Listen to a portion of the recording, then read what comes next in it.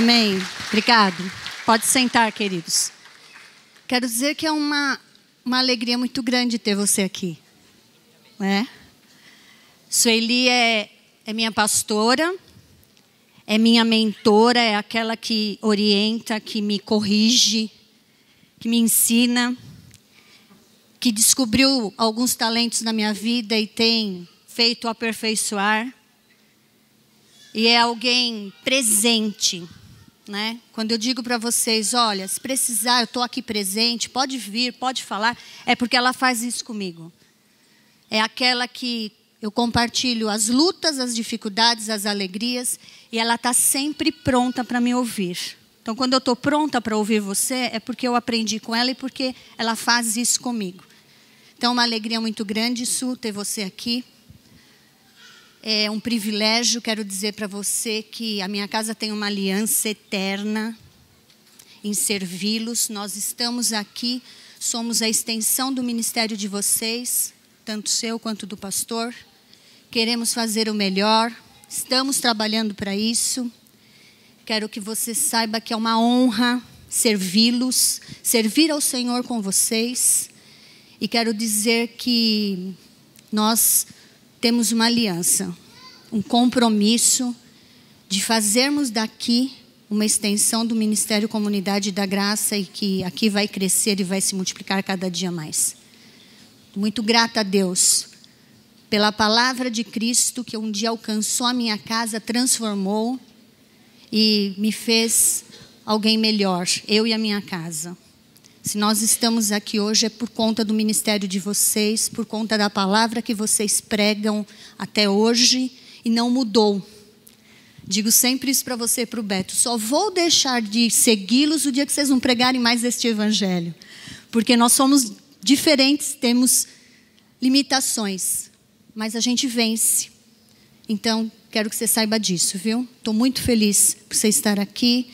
Eu sei que você vai deixar uma grande bênção aqui, que nós vamos caminhar muito bem. Vamos recebê-la de novo, abraçar a nossa pastora.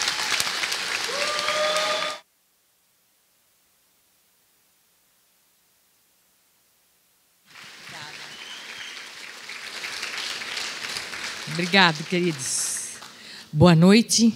E o privilégio e a oportunidade é minha de estar aqui, podendo falar com vocês.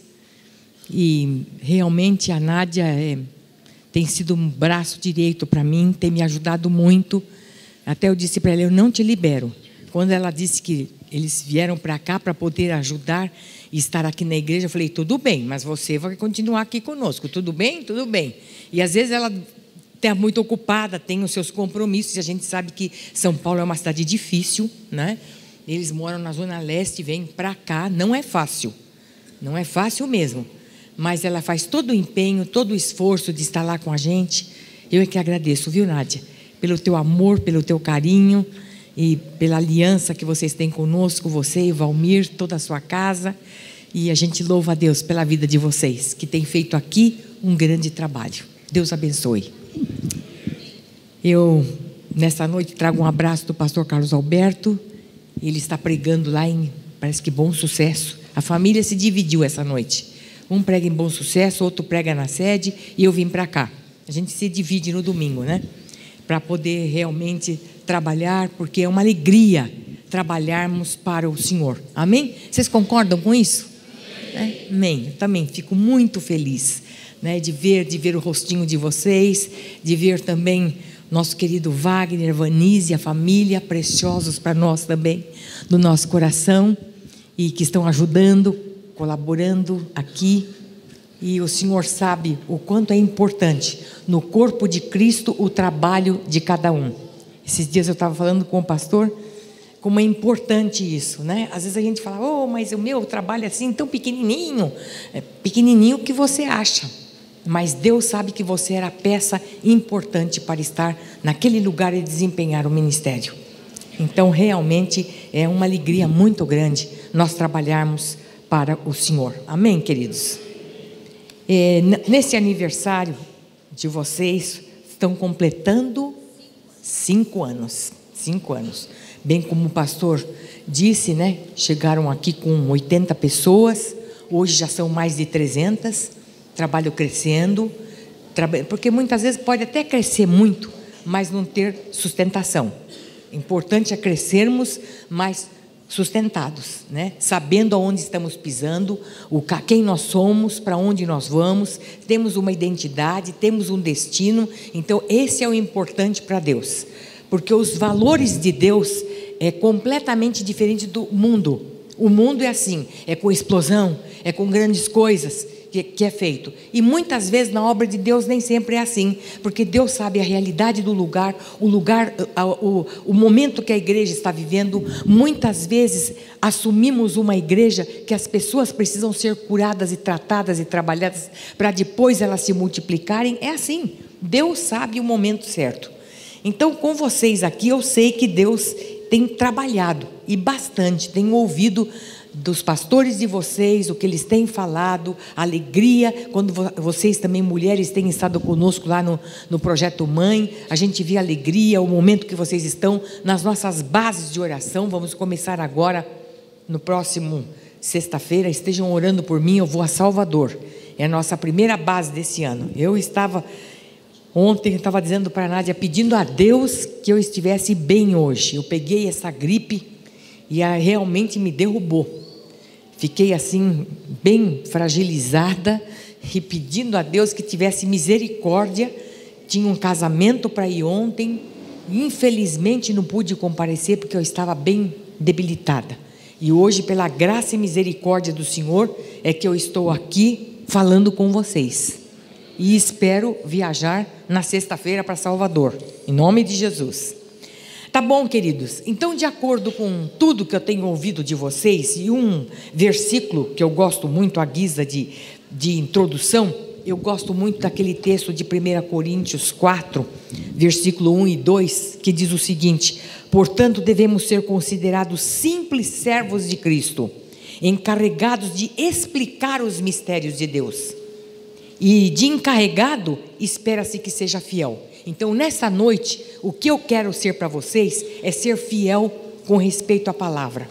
O que é que o Senhor trouxe ao meu coração para transmitir para vocês, né? Porque a palavra de Deus tem tanta riqueza, é tão ampla e tão dinâmica, que nós temos tantos assuntos para falar, mas realmente o que o Senhor tocou no meu coração para falar com vocês é sobre um texto que eu aprecio muito, um livro da palavra que eu gosto muito, que é o livro de Atos dos Apóstolos. Vocês vão abrir comigo Atos capítulo 3, e nós vamos ler do versículo 1 ao versículo 10.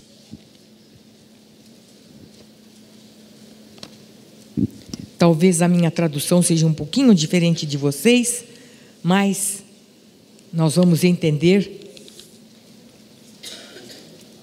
e eu sei que esse texto vai falar ao coração de vocês, porque eu escolhi realmente esse tema para dizer o quanto é importante para uma igreja viver cheia do Espírito Santo. Amém? Vocês querem ser cheios do Espírito? Né? Nós vamos ver então o segredo para um crescimento, um segredo para uma vida mais santa, e nós vamos ver que o segredo é o Espírito Santo na nossa vida. Amém, queridos? Vamos fechar os olhos um pouquinho, vamos orar e pedir que o Pai nos dê graça sobre a leitura dessa palavra. Pai, nós te agradecemos nesta noite pelo privilégio, pela oportunidade de estarmos aqui, de podermos, Senhor, falarmos da tua palavra, das tuas verdades, e que nesse momento o nosso coração seja quebrantado pelo teu Espírito, que os nossos ouvidos sejam abertos para ouvir a tua voz, os nossos olhos abertos também, Senhor, e a nossa mente trabalhada pelo teu Espírito, Senhor, para que a mensagem caia como uma semente no nosso coração, Pai amado, que seja guardada, frutifique, dê muitos frutos, Pai, para a glória do teu nome. Eu te peço em nome de Jesus. Amém. Amém, queridos.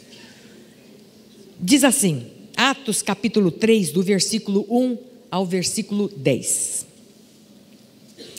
Certo dia, por volta de 3 da tarde, Pedro e João foram ao templo orar.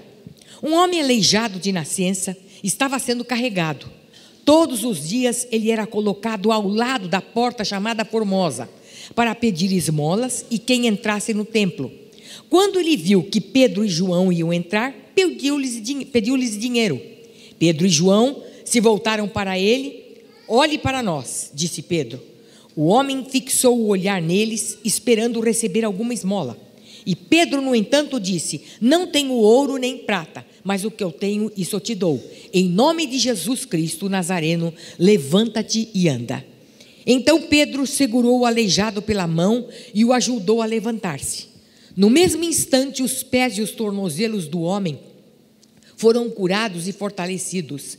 De um salto ele se levantou e começou a andar. Em seguida, caminhando, saltando e louvando a Deus, entrou no templo com eles. Quando ouviram caminhar e ouviram louvar a Deus, todos perceberam que era o mesmo mendigo que tantas vezes tinham visto na porta formosa e ficaram perplexos. Admirados, correram todos para o pórtico de Salomão, onde o homem permanecia com Pedro e João e não se afastava deles. Amém? Esse texto aqui é um texto muito rico do livro de Atos. E quando a gente começa a olhar para o livro de Atos, nós começamos a ver quanta riqueza que tem nesse livro. Foi chamado por Calvino de um grande tesouro. E realmente é tesouro, né? Porque ali começou, relata, por exemplo, o início da igreja primitiva. Como é que eles proclamavam o evangelho, né? Como foi feito e disseminado entre eles. A comissão dada para os apóstolos, a função de cada um, os milagres, as curas, né? Ressuscitando mortos, enfim, os dons espirituais, o batismo no Espírito Santo e também os problemas relevantes, porque também eles já tinham problemas naquela época. Então a gente pensa que a igreja primitiva era uma igreja maravilhosa, é verdade, cheia de dons e Deus estava abençoando e estava crescendo, mas mesmo assim tinham problemas entre eles, né? Entre os gentios e judeus. E muitas vezes os apóstolos precisavam entrar ali no meio para poder resolver a situação entre eles. Que eles disseram: peraí, nós vamos nos reservar a oração e a palavra, né? E os outros então é que agora tomariam conta e que resolveriam a situação e os problemas entre eles. Aí estava o segredo, porque justamente se eles perdessem esse ponto, né, de que eles se reservariam a oração e a palavra, talvez a igreja primitiva não tivesse tomado o rumo que ela tomou, porque começavam a se envolver com outros assuntos, com outras coisas, e isso é muito fácil para nós, como filhos de Deus, nos envolvermos com outras coisas, né? É muito fácil da gente sair do prumo, da linha que o Senhor nos quer, e com isso então atrapalharia todo um trabalho que o Espírito ia fazer com eles lá. Quando a gente olha para essa igreja, a gente nota o seguinte, porque lá em Atos 1:1 relata que todas as coisas Jesus começou a fazer e a ensinar, foi lá, tudo. Então esses discípulos de Jesus tinham andado com ele e visto as maravilhas que ele tinha feito, as curas, os milagres, como é que ele tratava as pessoas, o relacionamento, a vida de Jesus, né? A oração, em tudo Jesus orava e eles viram tudo aquilo. Daqui a pouco o que acontece? Jesus morre, mas também ressuscita. Eles têm aquele rápido contato com ele e agora então eles queriam ver o que ia acontecer. E Jesus falou: peraí, vocês têm uma promessa. Então nós vemos lá em Atos 1:8 eles dizendo: ficai em Jerusalém até que do alto sejam revestidos com o poder de Deus, né? Viria o Espírito Santo para eles serem testemunhas, para eles receberem a capacitação do Senhor, para agora então começarem a transmitir tudo aquilo que eles tinham visto, ouvido e aprendido com Jesus. E eu creio que é justamente isto que o Senhor quer fazer na vida de vocês nessa noite. É justamente isso. Vocês têm visto, têm aprendido, têm caminhado, têm sido libertos. Muitos de vocês têm sido curados, transformados. Muitas machucaduras, muitos ferimentos que muitas vezes nós trazemos, às vezes até desde a infância, não é? Então, pessoas que nos rejeitaram ou então nos ofenderam, e ali então o Senhor vai nos limpando, vai nos purificando, como o pastor Wagner estava dizendo, o trabalho da mente, né? A importância do Senhor ter a nossa mente transformada, para que nós experimentemos qual seja a boa, perfeita e agradável vontade de Deus. Se aqui não é transformado, por que o mundo está nessa confusão toda? Porque a mente está uma confusão só. Vocês já pararam para pensar nos dias que nós estamos vivendo? São dias maus, dias difíceis, que como eu estava dizendo para o pastor Valmir, a igreja é um oásis no meio dessa sequidão que o mundo está vivendo. Vocês notam quando as pessoas entram aqui desesperadas e como elas são transformadas, as famílias muitas vezes quebradas e dilaceradas, é confusão entre marido e mulher, entre os filhos, né? Entre sogro e sogra, enfim, todo o mundo está vivendo um momento de confusão, um momento do pós-modernismo que tem trazido para nós tanta desgraça. Porque se uma da desgraça maior que o pós-modernismo traz é esta ideia de ateísmo, que não existe Deus, que é tudo relativo, né? Que tudo pode. Então quebraram-se os valores, quebraram-se os princípios e com isto virou essa confusão toda, que muitas vezes a gente olha e fala, nossa, o que é? O certo ficou errado, o errado ficou certo. Não é assim que a gente vê? Né? Para começar da própria vida dos nossos políticos, que eram alguém que era para dar o exemplo, e hoje a gente olha e fala, e agora nessa eleição, quem vamos votar? O que vamos fazer? E como cidadãos brasileiros, nós temos que ir lá e dar o nosso voto, não é? Mas enfim, toda a confusão. E a gente nota que há um espírito de perturbação. Vocês já notaram isso? Todo mundo sai de casa de manhã, parece que o pessoal já está com vontade de matar um. É impressionante isso. Empurra, grita, xinga, se passa na frente, ou alguém passa e bate no seu carro, bate com o pé mesmo. Não viu? Não enxergou? Não... Enfim, andam nas estradas por aí. Eu pego estrada quase que todo dia, São Paulo, Atibaia. Olha, eu estava falando com o pastor esses dias, que diferença da época que nós mudamos para lá. Eu moro há 20 anos lá. Mas, gente, não era isso. Hoje, dá medo de pegar o carro e sair. Primeiro, por causa de assalto. De vez em quando, você recebe uma pedrada no carro que você não sabe de onde veio. Alguma coisa para furar o pneu. Alguém que dá uma pancada no seu carro que você fala, aqui eu não posso parar. Então, os perigos que muitas vezes a gente vive numa neurose, né? Quem está preso somos nós. É verdade, a bandidagem está solta, mas nós é que estamos presos. Então a gente fica pensando, como que vai ser daqui para frente? Se o Espírito Santo não dirigir a nossa vida, eu não sei o que vai ser de nós daqui para frente. Se a nossa vida de oração não for multiplicada, nós não vamos ter força para viver, porque as coisas não vão melhorar, vai ficar pior cada dia. Não vai dizer, não, vai sair agora esse governo, entra outro, vai melhorar. Não, não vai. Não, porque não é governo, não são os homens que vão mudar isso aqui, não é Brasília que vai mudar isso aqui. O que vai mudar é nós dobrarmos os nossos joelhos diante do Senhor, porque é no trono do Senhor que as coisas vão mudar. É só Ele que é capaz, porque o coração do homem é corrupto, profundamente corrupto. Então é só Ele que pode mudar o coração, a mente, a ideia, as atitudes do homem e da mulher. Então, queridos, o momento é muito difícil. Então, se nós vamos agora ver como é que os discípulos naquela época, eles ficaram quando viram que naquela paz, naquela alegria, porque viver com Jesus era uma maravilha. Pensa bem, né? Viver todos os dias com Ele, falar com Ele, e agora Ele vai ao céu, e agora? Mas a Bíblia diz que Jesus sobe aos céus, eles ficam olhando, mas daqui a pouco Jesus diz, olha, vocês voltam lá para Jerusalém. Ele sobe aos céus e o anjo diz, do mesmo jeito que vocês viram ele subir, ele vai descer novamente, né? Esses dias, quando nós estávamos ouvindo a ideia de uma exuberância que é o Trump, né? Dizendo que agora a capital de Israel seria Jerusalém. O povo falou, está doido, esse homem está doido, mas não sabe que Deus está usando muitas vezes Nabucodonosor, a mula e outras coisas mais, para falar com o povo, porque realmente há toda uma preparação porque todos os olhos do mundo serão voltados para Jerusalém, porque é lá que novamente Jesus vai voltar.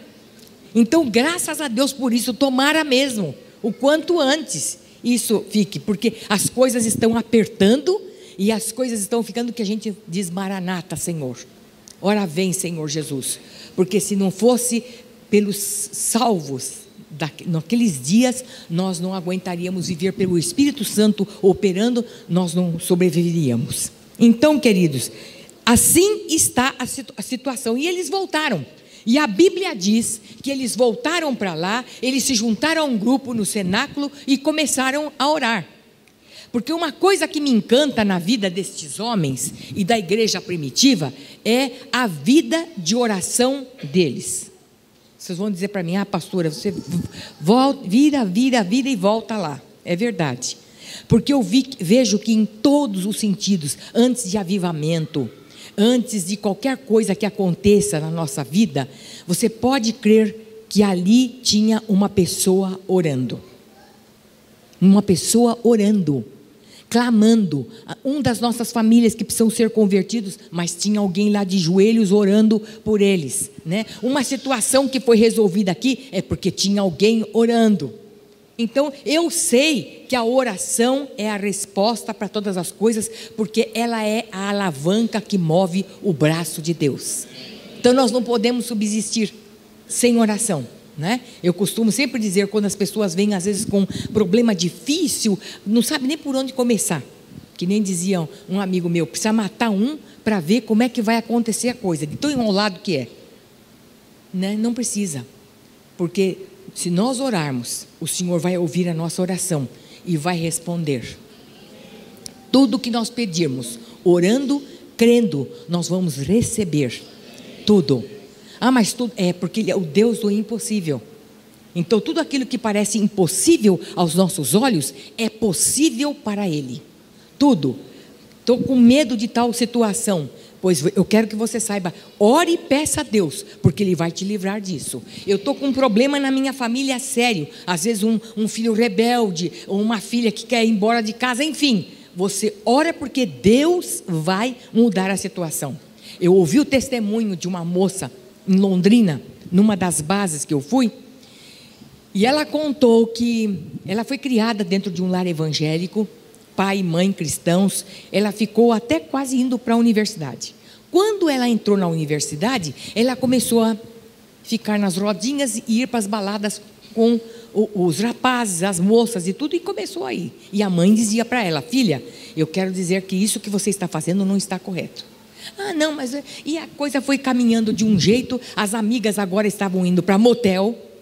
E a mãe um dia chamou e disse para ela: olha, eu vou te avisar uma coisa, você pode fazer o que você quiser, mas na sua vida tem uma marca do sangue de Cristo, e esta marca não sai jamais. E saiba de uma coisa, que eu estou orando por você todos os dias. E ela pensou assim: e eu com isso? E continuou.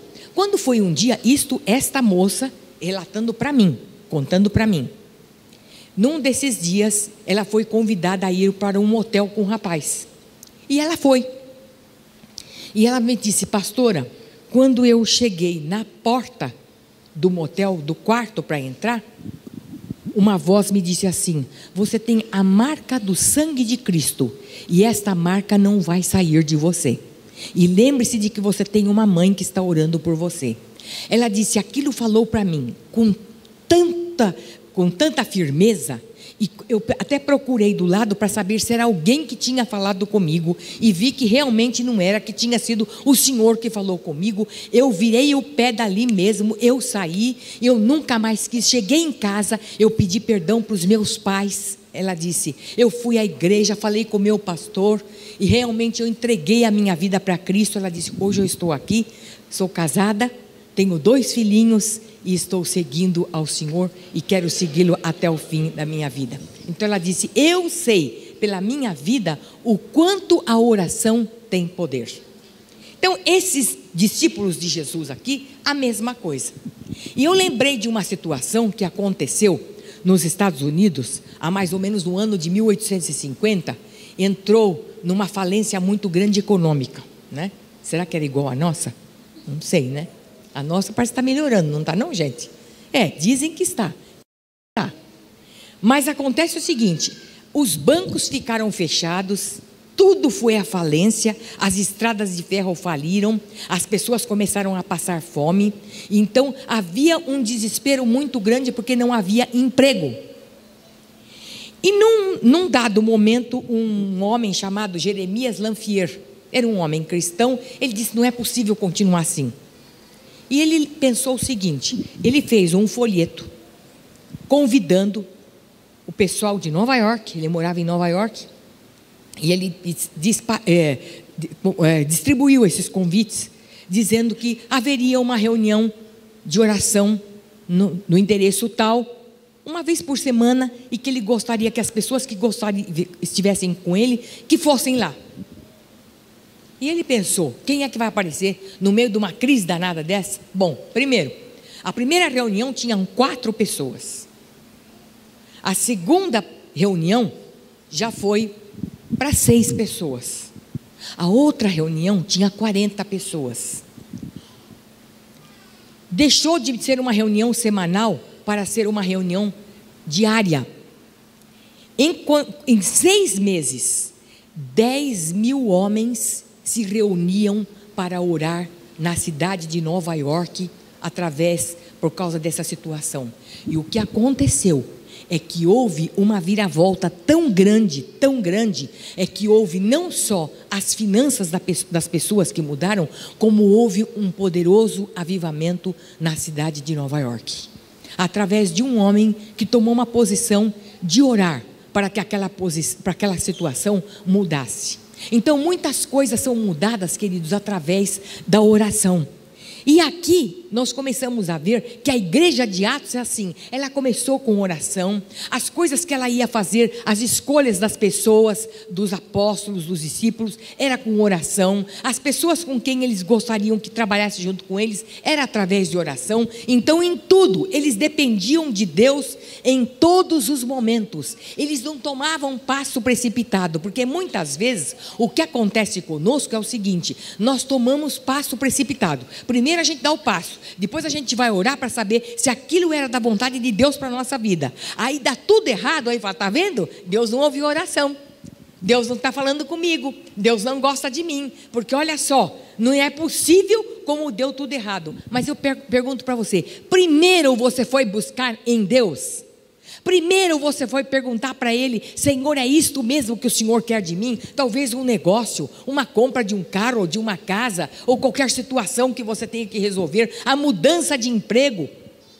Não perguntou, entrou de cabeça e depois que estava lá, viu que a coisa não era bem assim, aí então começa a orar para saber se as coisas vão dar certo. Lá não. Os discípulos realmente eram homens que buscavam ao Senhor. Mas uma coisa que me chamou a atenção e que eu quero abordar com vocês nesta noite rapidamente, era por que aconteciam tantos milagres, por que tantas conversões aconteciam com a igreja primitiva. Por que isso acontecia? Qual era o segredo da vida destes homens de Deus, né? E a gente sabia que não eram perfeitos. Esses dias eu fui ouvir e fui estudar a respeito da vida dos apóstolos de Jesus. Eu falei, meu Deus, os 12 que ele trabalhava não era brincadeira,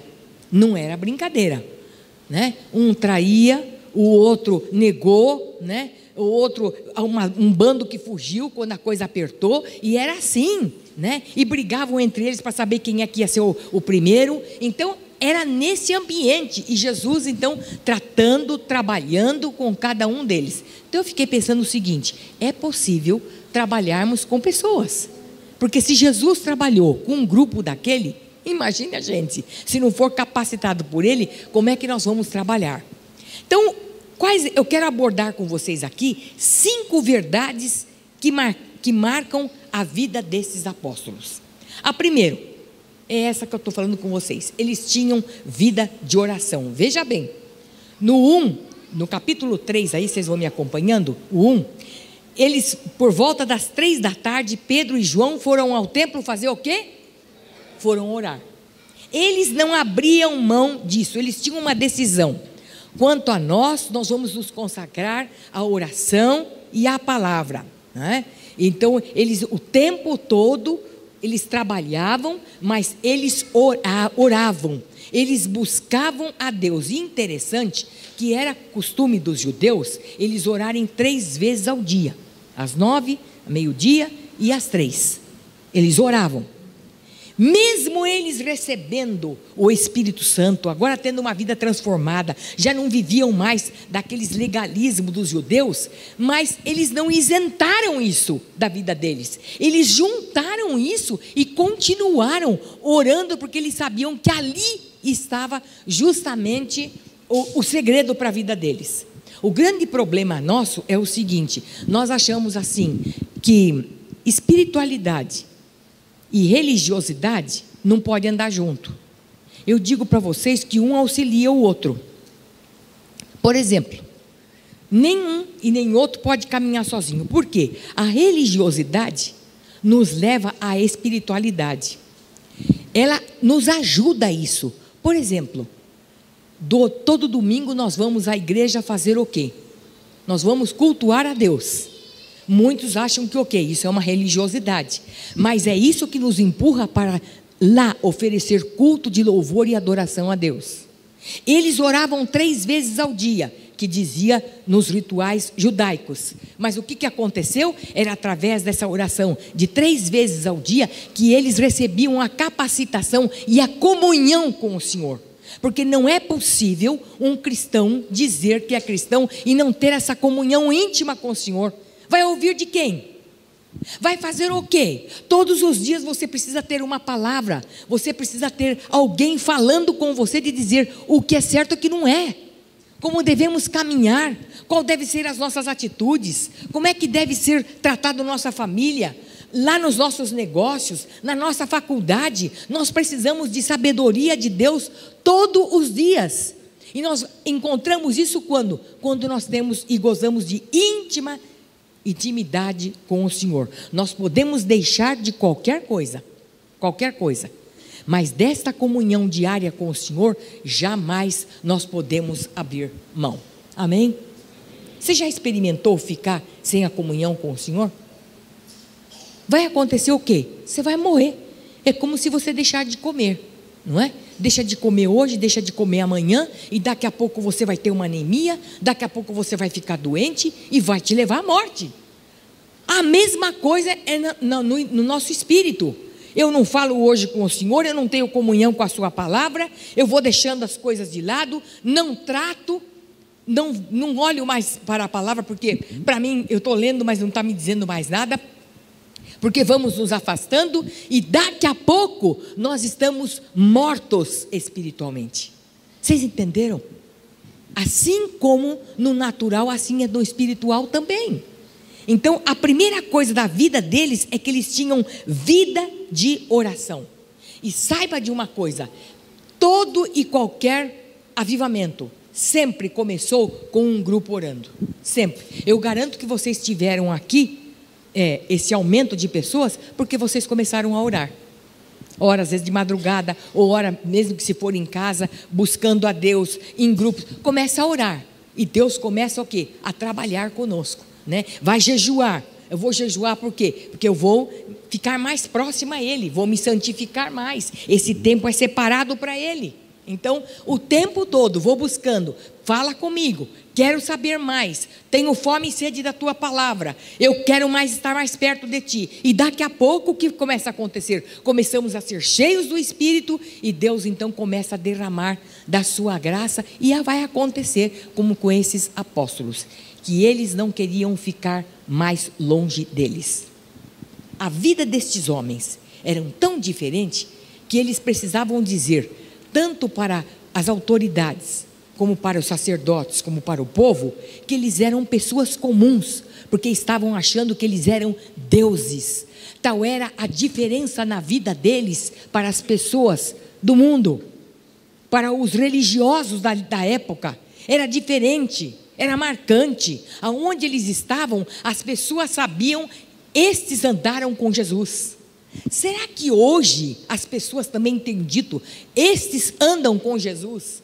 Será que a nossa vida tem impactado a ponto das pessoas notarem a diferença?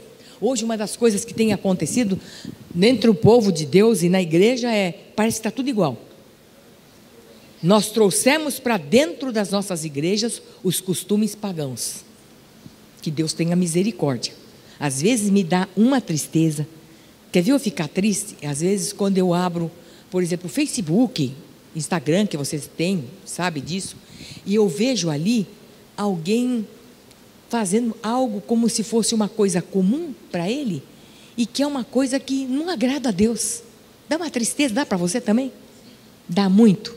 Dá uma tristeza, né? Hoje mesmo, quando eu vi algo assim, eu falei com o pastor, eu falei, que tristeza que me deu aquilo, né? Às vezes uma palavra não bem colocada, às vezes deixou de estar junto, cultuando com os irmãos, para fazer outras coisas que não tinha nada a ver. Não sou contra de passear, de sair, mas sabe, de saber que Ele é a prioridade da minha vida, porque o dia que Ele deixar de ser a prioridade da minha vida, as coisas para mim vão de mal a pior. Uma das coisas que eu tenho pedido a Deus, Senhor, não deixa meu coração endurecer. Senhor, não deixa eu ficar com os ouvidos tapados. Não deixa, Senhor, que a minha mente não seja transformada. Cada dia, pelo Teu poder e pela Tua graça. Porque o dia que isto começar a acontecer, é algo que eu estou morrendo. Então, quando eu vejo essas coisas, eu digo, Pai, como o Senhor tem falado comigo, fale com essa pessoa, que isso não está correto. Porque ainda quando é alguém próximo a gente, dá para você falar, dizer, cuidado, toma cuidado com isso, não escreva isso, não ponha isso, não fale isso. Mas quando é distante, você não sabe, e às vezes eu noto assim, uma coisa tão ruim, tão perdida, e que traz tristeza ao nosso coração. Queridos, o segundo ponto aqui, eles tinham uma vida exemplar. Olha o versículo 2. Começa a mostrar que um homem aleijado de nascença estava sendo carregado. Todos os dias ele era colocado na porta ali para pedir esmola. Todos os dias. Faziam de propósito, né? Não tem determinados lugares que a gente também vê isso? Coloca ali uma pessoa que está ali com um chapéu, qualquer coisa, para pedir esmola, né? E tem que ser ali na porta, porque sabe que todo mundo que passar vai ver ali. Então aquele já era conhecido desde criança, assim, de nascença, diz a Bíblia. Então ele punha ali o seu chapéu, sei lá, ou alguma coisa, para que as pessoas contribuíssem. Ele queria algo. Ele queria, mas veja, mesmo as pessoas dando moedas para ele, dando dinheiro, a sua vida não mudava. E ele continuava aleijado do mesmo jeito. Ele continuava preso naquele mesmo lugar, do mesmo jeito.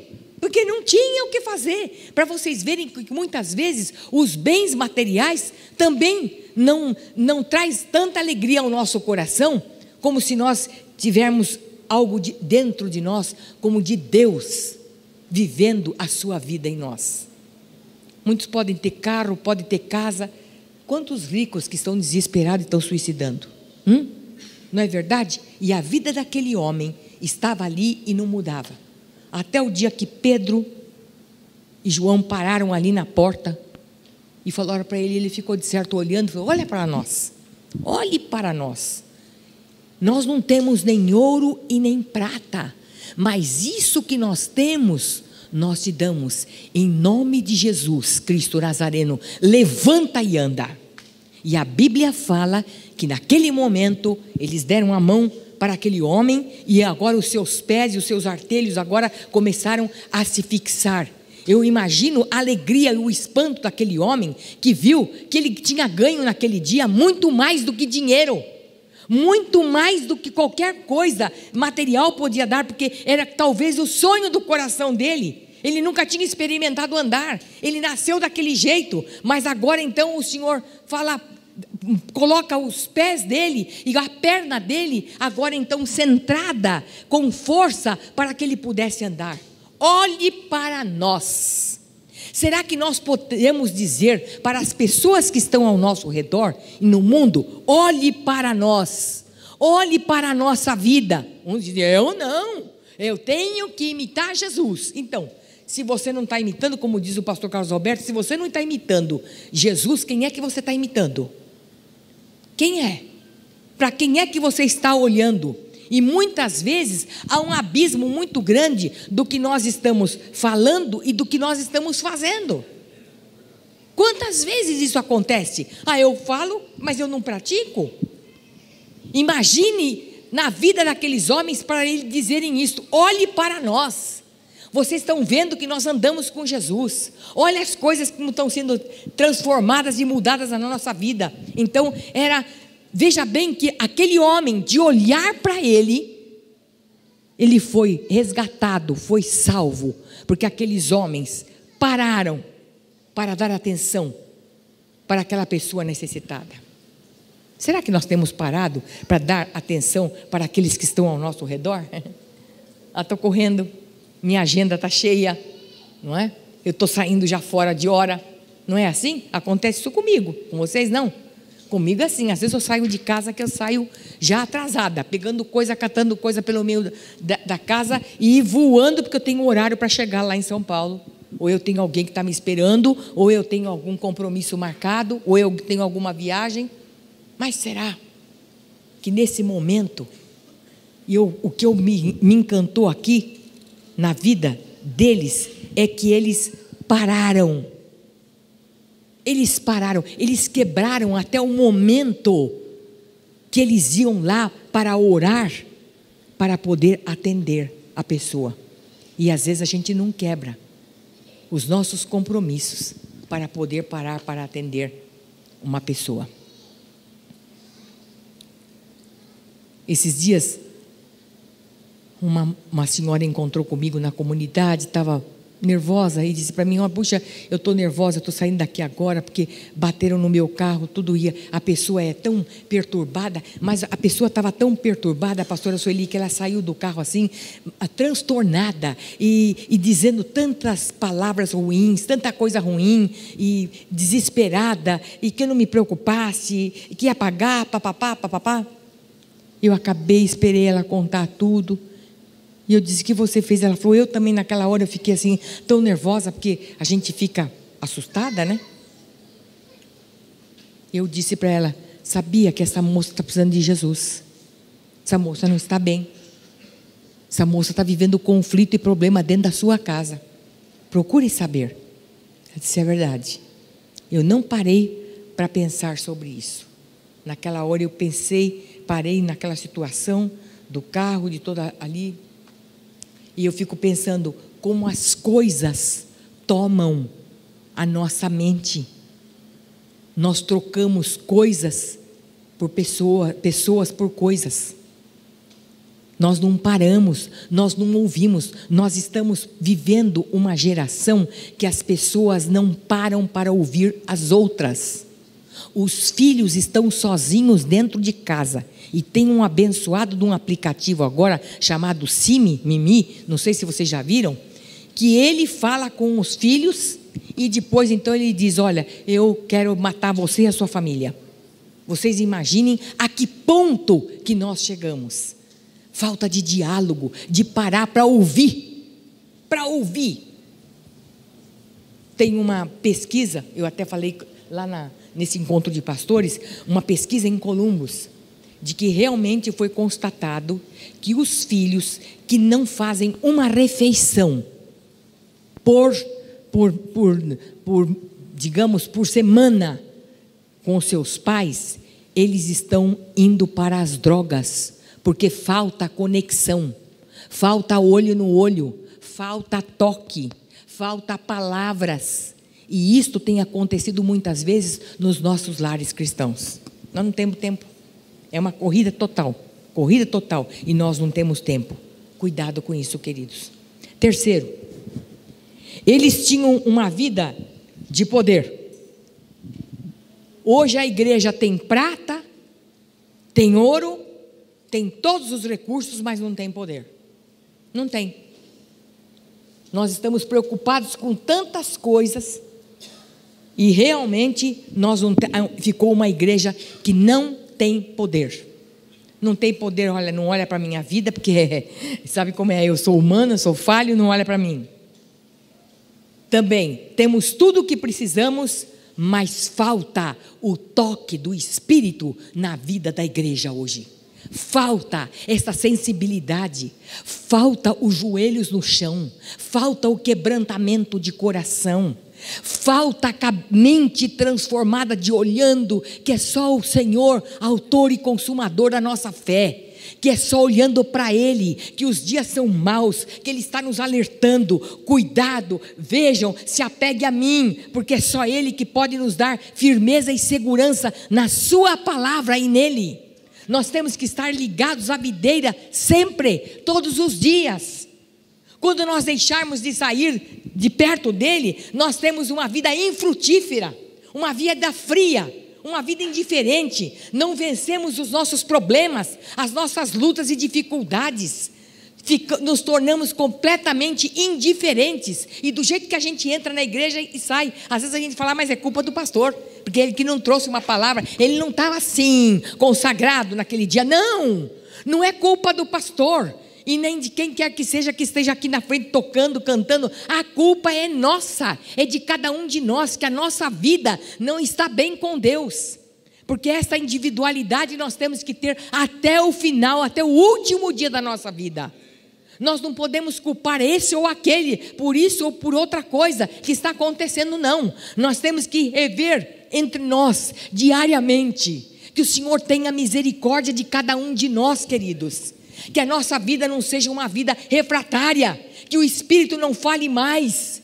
Esses dias eu estava ouvindo, eu estou fazendo um curso, e estava ouvindo a aula de um professor, e ele falando sobre isso, do perigo que nós líderes podemos correr, é de ficar acostumados com a palavra, acostumamos com a igreja, acostumamos com os irmãos, e acabamos caindo num marasmo, e então começamos a brigar por causa de cargos.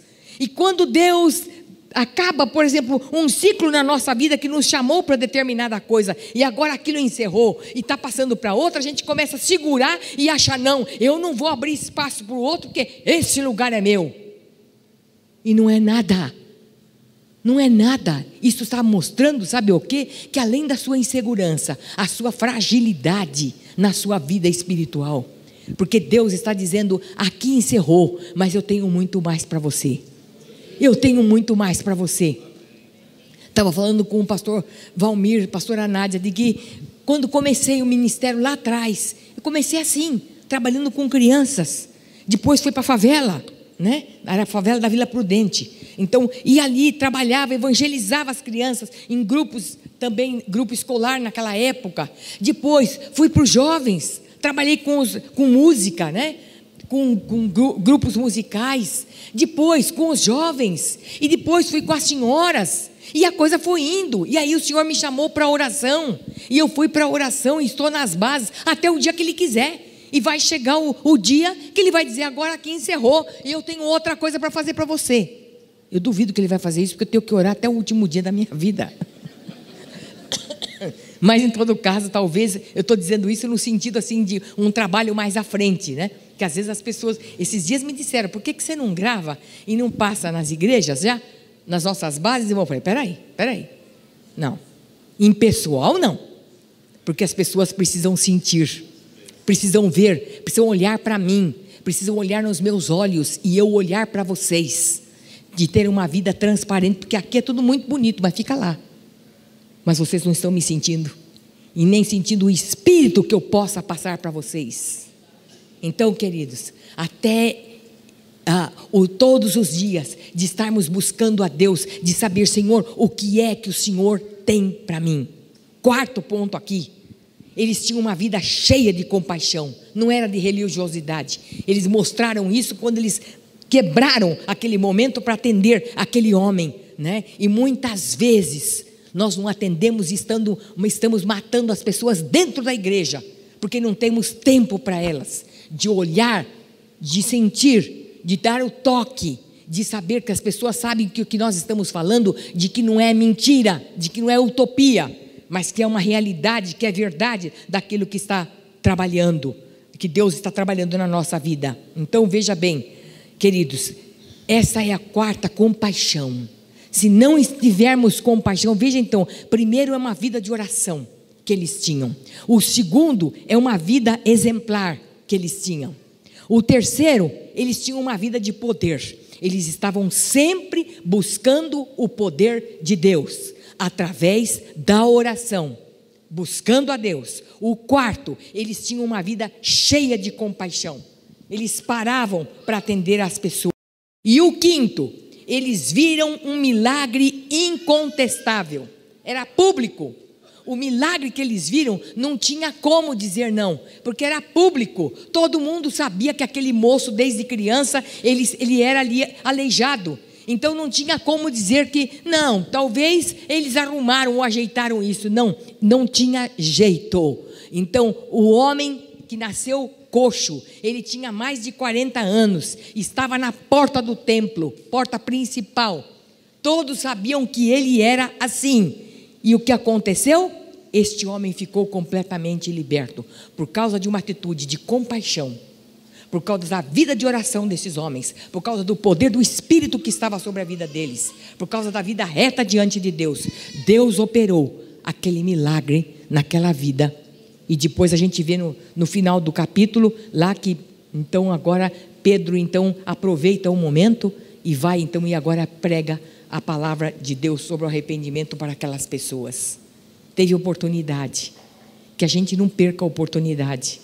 Pare para ouvir, pare para tocar as pessoas.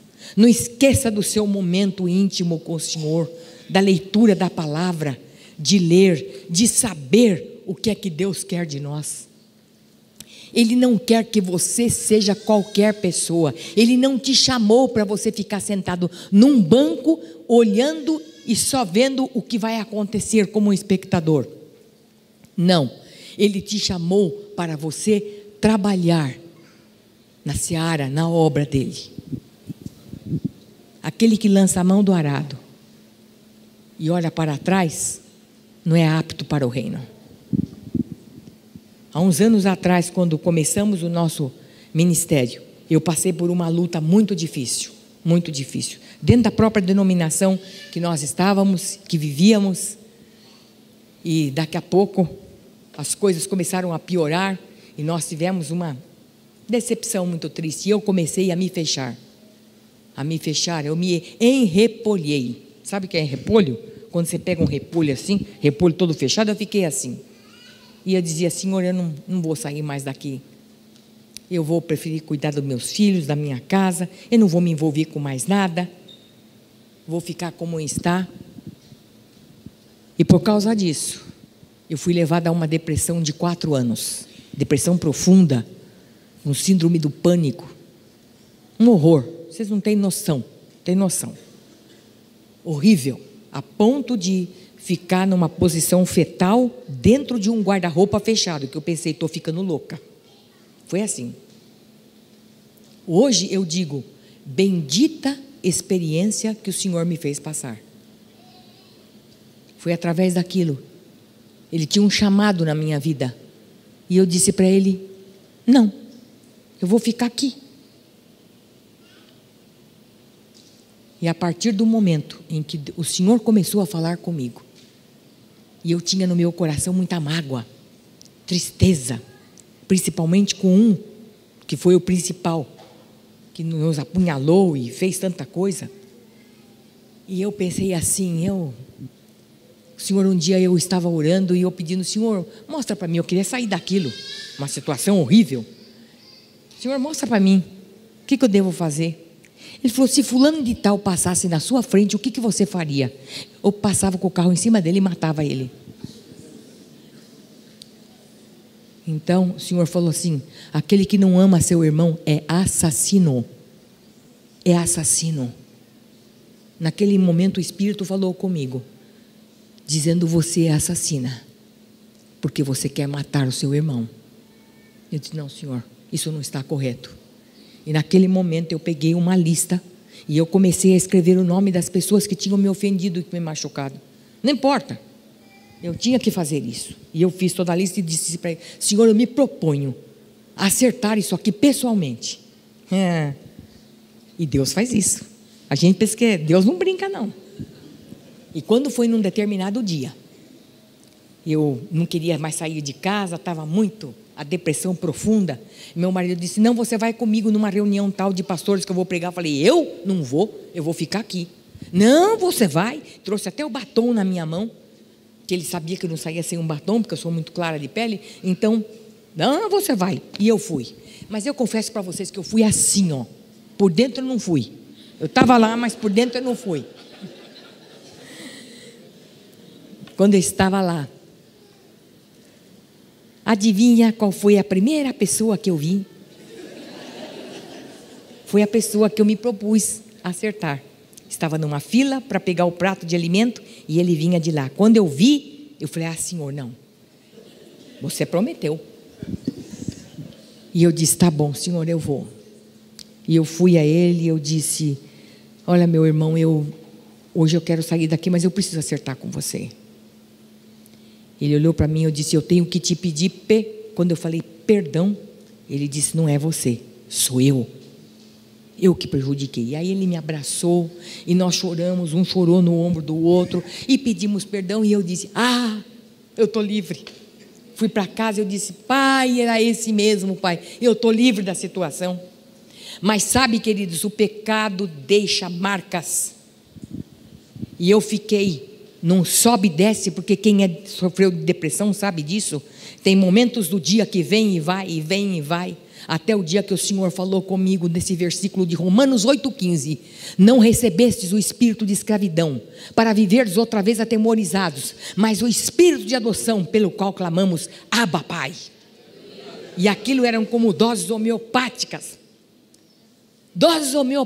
sem remédio, sem nada. Eu fui e comecei a confessar a palavra de Deus, porque ela é viva e eficaz. Ou vivemos um evangelho verdadeiro, ou então o que nós estamos falando é mentira, é uma utopia. E eu comecei a confessar a palavra,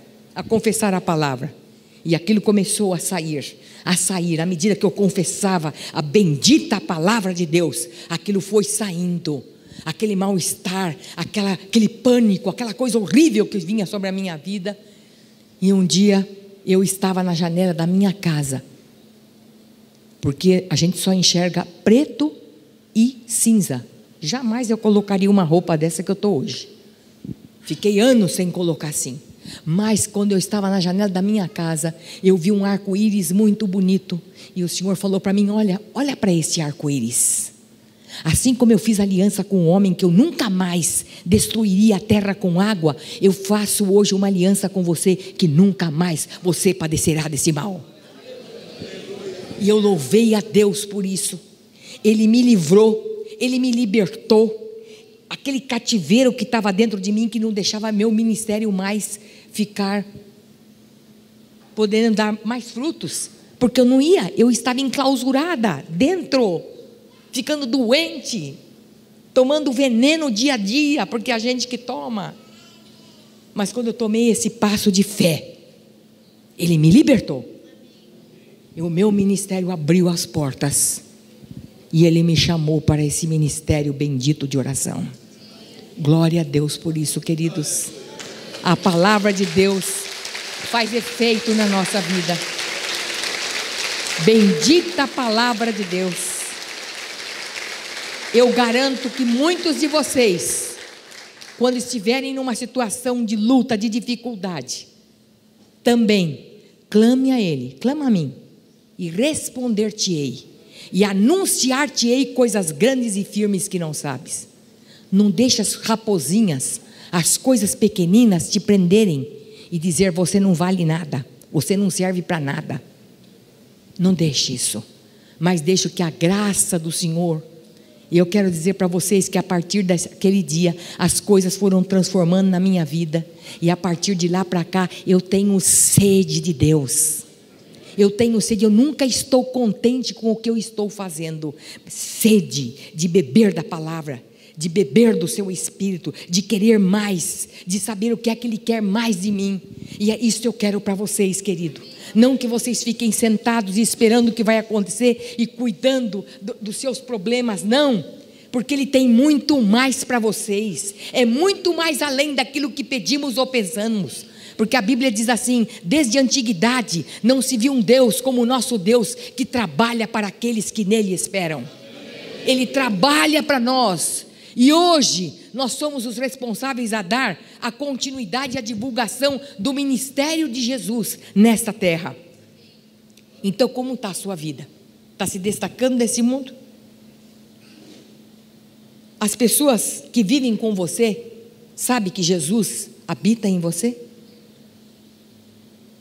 Quais são os seus hábitos? Sua maneira de falar, de agir, de tratar seu cônjuge, seus filhos, seus familiares, os irmãos da igreja? Qual tem sido? Tem feito a diferença? É para pensar. Aplique isso na sua vida. E saiba de uma coisa: que a vida sem Jesus, de nada serve. Não serve para nada. Ou você vive uma vida cheia do Espírito, ou você vive uma vida no temor do Senhor, ou então não vale a pena você ficar sentado dentro de uma igreja, nos bancos de uma igreja, ouvindo, mas aquilo não faz mais efeito para você. Amém, queridos? Amém. Que essa palavra fique no seu coração, que a graça do Senhor venha sobre você, que o Espírito Santo te incomode nesta noite, é a minha oração, para que você comece a ver as coisas que não estão corretas na sua vida, e de você dizer: eu quero mudar. Seja humilde de dizer: eu não estou correta não, Senhor, não é o outro que é o problema, sou eu que sou o problema, eu preciso mudar, o meu coração precisa ser mudado, a minha mente precisa ser mudada. Abra, Senhor, os meus olhos e o meu ouvido, e eu quero absorver a Tua palavra. Abra a palavra de Deus, vê o que é que Ele vai falar com você, veja o que Ele vai falar.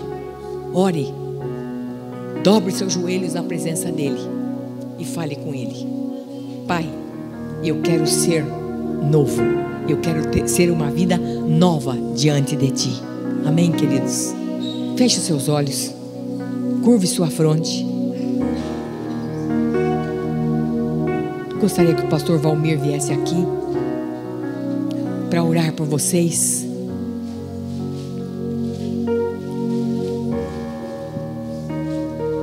Pense como está a sua vida. Tem valido a pena você viver e estar dentro de uma igreja? E os frutos? Quer uma vida melhor? O Senhor tem o melhor para dar para você nesta noite. Obrigado, Senhor,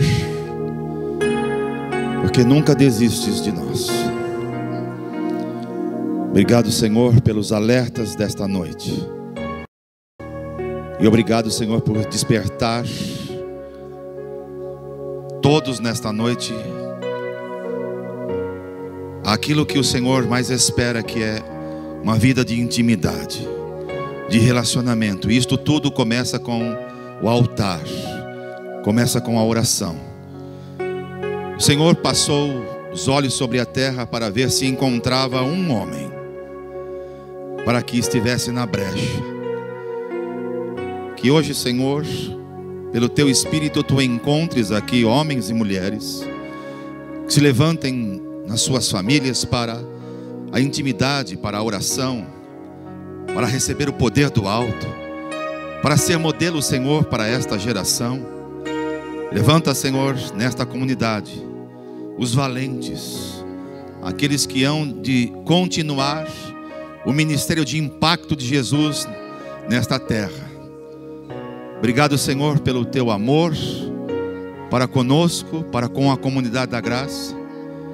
Obrigado, Senhor, por trazeres a pastora Sueli na plenitude do Teu Espírito, para falar, Senhor, das verdades que nós precisamos ouvir e não aquelas que queremos ouvir. Quero Te louvar, Senhor, pela marca que Tu tens deixado neste ministério, marca da fidelidade e do amor, marca do zelo e marca do compromisso, Senhor, daquilo que o Senhor declara inegociável na Tua palavra, e a oração é uma delas. Senhor, que esta porção que recebemos hoje, ela frutifique, que ela, Senhor, seja gerada Senhor, no coração, na mente, transformada pelo Teu Espírito nesta noite em cada um de nós. E ela se propague, Senhor, contagiando, Senhor, toda a família. Filhos, esposa, marido, pastores, líderes, membros de célula.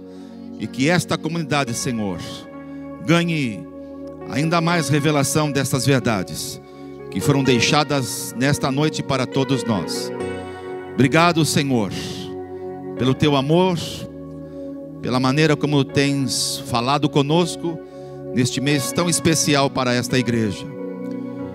Te louvamos, Senhor, pelo Teu Espírito que tens enviado e encontrado liberdade para fluir nesse lugar.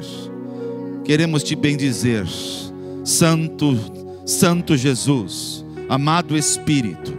Te louvamos nesta noite e Te oferecemos a nossa vida, Te oferecemos nosso coração, Te oferecemos as nossas mãos e a nossa mente, em sinal, Senhor, da nossa mais completa devoção a Ti, por tudo aquilo que Tu representas na nossa vida e neste lugar.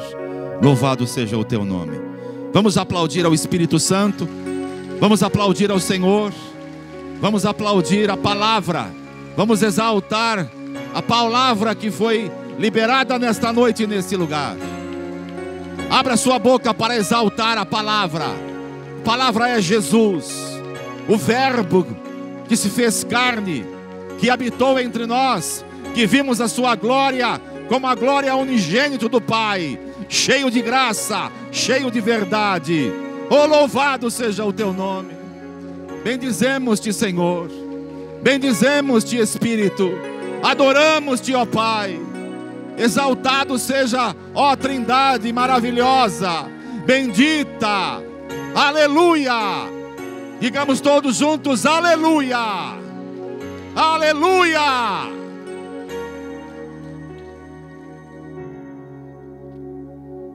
Quero convidar você a ficar de pé um instante.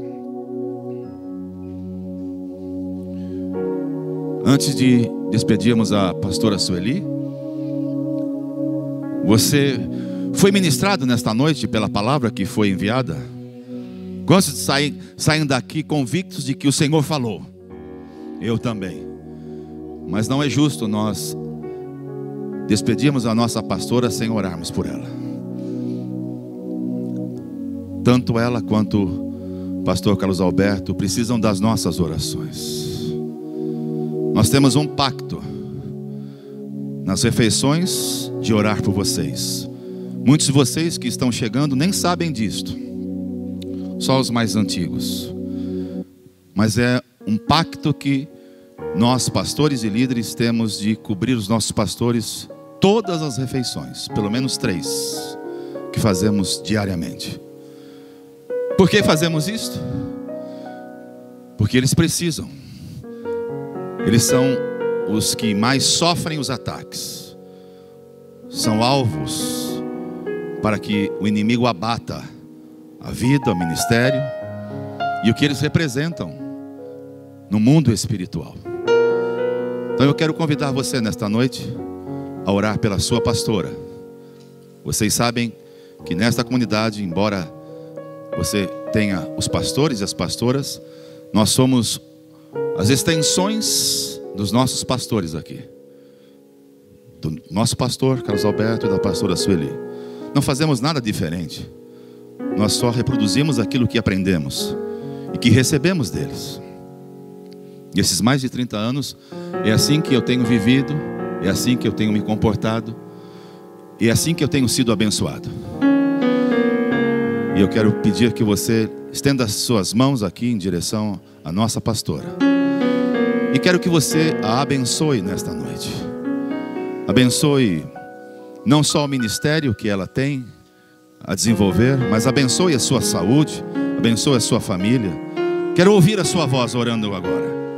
Quero ouvir a sua voz abençoando a sua pastora, dizendo: Senhor, obrigado por trazer a nossa pastora nesta noite com óleo fresco, com uma palavra fresca. Obrigado, Senhor, por trazer a nossa pastora na plenitude do Espírito Santo para comunicar verdades espirituais ao meu coração. Obrigado, Senhor, pela vida, pelo testemunho. Obrigado, Senhor, por tudo aquilo que ela representa para Ti e para a comunidade da graça. Nós queremos abençoá-la nesta noite. Nós queremos invocar, Senhor, o Teu Espírito ministrando todos os dias, como ouvimos nesta noite, no coração e na mente dela, para que ela reproduza, para ela compartilhar com todos, homens, mulheres, casais, famílias, jovens, crianças, as verdades que o Senhor tem trazido por intermédio deles. Nós a abençoamos, Senhor, nesta noite. Invocamos a plenitude, Senhor, de saúde, de renovo, físico, espiritual, mental, emocional. Nós a abençoamos, Senhor, e levamos, Senhor, a Tua palavra que diz que o Senhor levantará uma muralha de fogo ao redor dela e de sua família. Nenhum dardo inflamado do maligno vindo sobre eles há de atingi-los. Pelo contrário, o Senhor dará ordem aos Teus anjos para livrar de todas as ciladas. Nós abençoamos o seu espírito, abençoamos a sua alma e abençoamos o corpo. Abençoamos, Senhor, o ministério que tem frutificado, Senhor, neste Brasil e fora dele. E nós, Senhor, declaramos que haverá sobre ela, nossa pastora, vida longa, vida frutífera, vida abençoada, vida regada pelo Espírito Santo todos os dias, renovando-a e ministrando ao coração dela. Obrigado, Senhor, por ter enviado a pastora Sueli nesta noite para falar conosco. Tudo aquilo que ela repartiu, o Senhor devolva a ela 100 vezes mais. Obrigado, Senhor, pela vida íntegra, pelo ministério reconhecido e honrado, e acima de tudo, pelo testemunho que ela tem, Senhor, ao longo de todos esses anos na Tua igreja, Senhor, e particularmente no ministério da Comunidade da Graça. Nós abençoamos a pastora Sueli, em nome do Pai, em nome do Filho e em nome do Espírito Santo. Vamos aplaudir ao Senhor pela nossa pastora.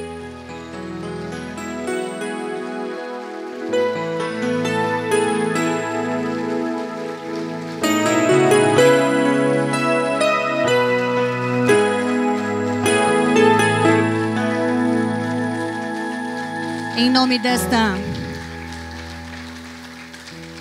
nome desta comunidade, Sueli, que tanto ama você e queremos servi-la, você e o Beto, sabe disso. Nós queremos passar às suas mãos uma lembrança em gratidão pelo seu amor, pelo seu carinho, pela sua dedicação. A pastora Sueli está passando por uma semana de uma gripe muito forte, ela não está bem, mas ela renunciou ao seu dia de descanso para estar conosco. Isso é o amor de Cristo. E obrigada, viu, Su? Novamente eu volto a dizer da alegria de ter você conosco.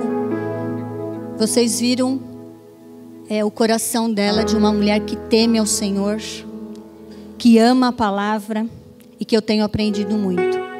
Às vezes vocês olham para mim e falam assim, eles falam para mim assim: ai, pastora, você precisa pregar mais, você precisa fazer isso, mas tenho aprendido com ela. Tudo que eu tenho feito, além de Jesus na minha vida, é a Sueli como referencial de uma mulher que ama o Senhor, que busca o Senhor, que tem intimidade com Ele. Quando eu crescer eu vou ser igual a ela, viu, gente? Aguarde.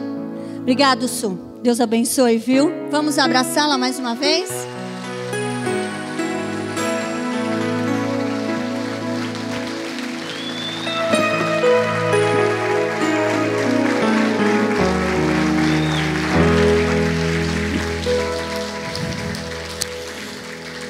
Olhe para o irmão que está ao seu lado. 5 anos estamos comemorando nesta data. 5 anos. 5 anos de uma nova etapa, um novo ciclo que se iniciou e que Deus tem abençoado. Nesta comunidade, o aniversariante tem um nome, chama-se Jesus, que vive em cada um de nós. Domingo que vem, nós vamos encerrar aqui com o pastor Samuel Mendonça, da nossa comunidade em Guarulhos. Virá para nos abençoar com a música e também com a palavra. E nós estamos oferecendo para todos vocês, no domingo que vem, um bolo. Venha, será preparado um bolo gostoso para você, porque você é o aniversariante junto com Jesus. Deus abençoe você. Uma semana maravilhosa. Homens de honra, não saia sem você procurar o Tiago, a Yara. Gostaria de pedir a gentileza de você, homem, não sair hoje sem validar a sua inscrição para o encontro do sábado que vem, às 17 horas, com direito a churrasco, cinema, excelente companhia, comunhão. Faça isto, não saia. Procure dar o seu nome, fazer a sua inscrição. Vai ser muito importante você estar aqui entre nós. Homens, procurem ali na saída, na recepção, nosso querido Tiago, a Yara e um grupo de irmãos que estão ali assessorando para que você não saia sem fazer a sua inscrição. Deus abençoe você. Uma semana maravilhosa. Rodrigo, querido, vai ou não vai lá, amigo querido? Cadê o pai? Cadê o pai?